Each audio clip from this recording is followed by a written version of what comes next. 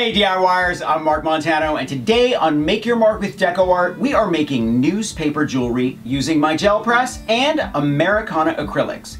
Now make sure to thumbs up if you like this video and leave DecoArt a comment if you have a question about this project, or you just want to say hello to DecoArt. Are you ready?